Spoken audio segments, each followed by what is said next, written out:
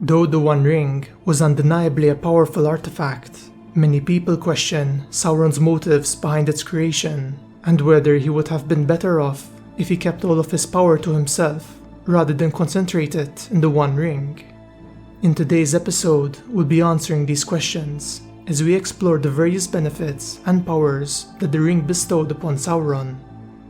So when Sauron created the One Ring, he imbued it with the majority of his power and evil will, and while it was in his possession, his power was actually enhanced, allowing him to reach greater levels of strength and surpass his previous limits. This alone was already an incredible benefit for Sauron, though the One Ring actually had a much more sinister purpose behind its creation, giving Sauron the ability to dominate the will and minds of others. For when Sauron helped the elves of Eregion in creating the Rings of Power, he bound them all to the One Ring, and by doing so, these rings would fall under its control, granting Sauron the ability to read the thoughts and see the actions of their bearers, and control and govern everything that they did, which would ultimately enslave them to the One Ring and to Sauron's will. It might seem like Sauron's choice to infuse so much of his power into the One Ring was a bit of a rash decision, though he had very little choice in this matter, for the Elven Rings were very powerful artifacts, and to be able to subdue and dominate them, the One Ring would have to be more powerful than they were. Now this part of Sauron's plan wouldn't work as well as he hoped, for when he wore the One Ring, the elves sensed his treachery, and they removed their rings of power before Sauron could control them, though Sauron was successful in ensnaring the kings and great sorcerers of men with their rings of power.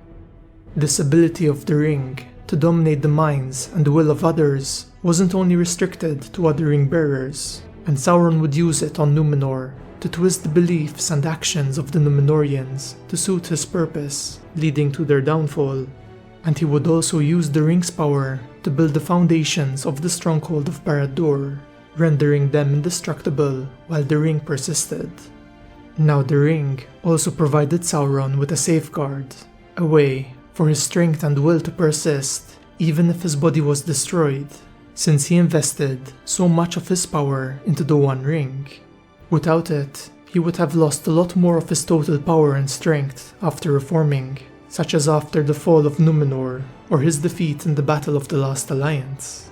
However, this would also mean that if the ring was destroyed, Sauron would permanently lose the vast majority of his power, and he would be left in a crippled, weakened state, never able to rise again, though the possibility of this actually happening never crossed Sauron's mind, for he knew that due to the ring's power and the desire it awoke in people's hearts, no living being would be able to muster the strength of will to neglect it, injure it, or throw it into the fires of Mount Doom.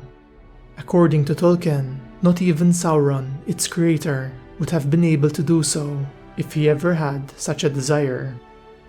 Now having the vast majority of his power infused in an external object was clearly a double-edged sword, for if Sauron lost possession of the One Ring, it could fall into the hands of a great warrior or powerful being that might have been strong enough to challenge Sauron, overthrow him, and usurp his position as Dark Lord.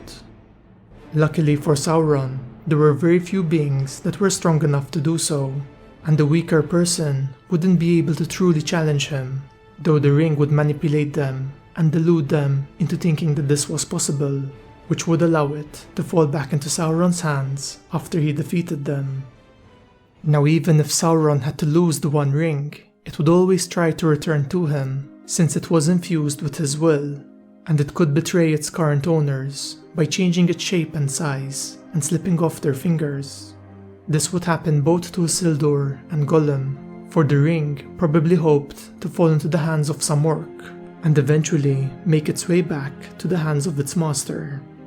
This is why evil creatures were naturally drawn to the One Ring, as it called out to them, influencing their thoughts and their actions. It's no coincidence that out of the entire fellowship, the Watcher in the Water chose to attack Frodo first, and the great orc captain in Moria ignored the rest of the fellowship and seemed focused on striking down Frodo first above all others.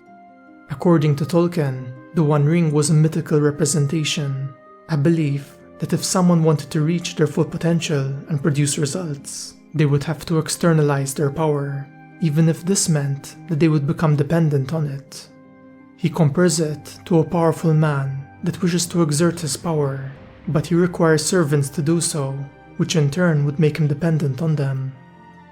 Anyway friends, this wraps up today's video, and I hope you enjoyed it. I'd love to hear your thoughts on this topic.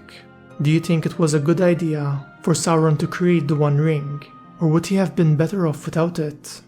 As always, if you're interested, check out our Facebook, Instagram, Twitter, Patreon, Discord, and some of our affiliate links in the video description. And if you enjoyed this video, leave a like and subscribe to join our fellowship today.